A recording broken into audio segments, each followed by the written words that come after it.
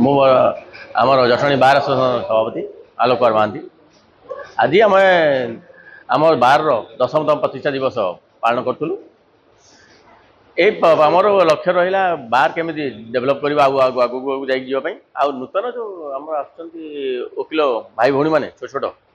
तांकू भी मार्गदर्शक हिसाब से आम नहीं आम के उन्नति हम से विषय भी आम चेष्टा चलैचु। मो जटणी बार संपादक सुशांत कुमार सुबुद्धि। आज 10म प्रतिष्ठा दिवस उत्सव पालन है। एथरे पूर्वतन सेक्रेटरी पूर्वतन प्रेसिडेंट समस्त आम एठार एकत्रित करूँ एवं आगामी दिन में किपरि जटणी बार उन्नति करा जीवो, जटणी बार जिपरि उन्नति रे तांकर अवदान एवं आगामी दिन जो माने पूर्व पीढ़ी रे जो माने जो सेक्रेटरी हेबे कि प्रेसिडेंट हेबे एवं वकील मानकर किपरि सहयोग समाधान करेंगे एवं जटणी उन्नति रे जब सहायक हम ता प्रति आमर जटणी बार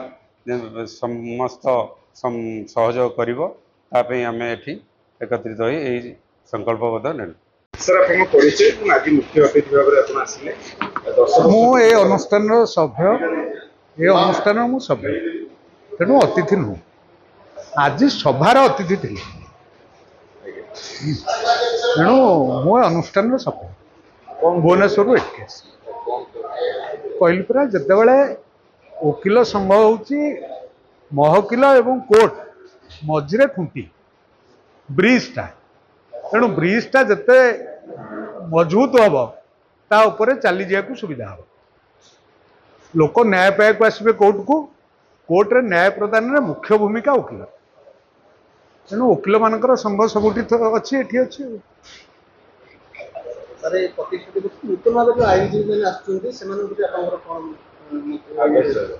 नहीं वर्तमान बहुत भल भल वकिल आस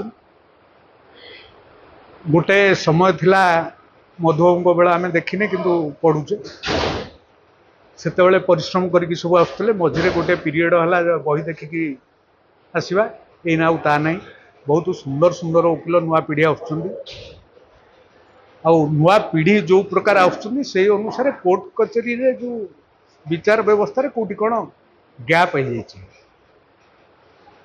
विचार व्यवस्था गैप हो गलानी वकिलों पाखे भल भल वकिल आसु। मु ब्रजबंधु प्रधान जटणी बार पूर्वतन सेक्रेटरी तथा गोटे वकिल मुझे संकल्प मु 96 मसीह नहीं मु लोक मानकर सेवा करी कि वकिलाती कारण मु राजनीति बहु राजनीति रे पोर्टफोलियो अच्छी विजु जनता दलर सभापति ब्लॉक अच्छी एवं पूर्वर बहुत राजनीतिक अनुष्ठान इलेक्टेड बाय द पीपुल तेणु अनुष्ठान थी ये वकिलाती गोटे सेवा मनोवृत्ति रखी लोक कि सेवा दि स्वतंत्र अनुष्ठान जेहेतु आगामी की सबू अनुष्ठान कर्मकर्ता एवं सहयोगकारी सभ्यवृंद चाहती जे उन्नति करने सी तो निश्चित भाव में संकल्प नहीं जे जटणी बार केमती उन्नति हम एवं आगामी दिन में आम जुडिशियाल सहित समन्वय रखी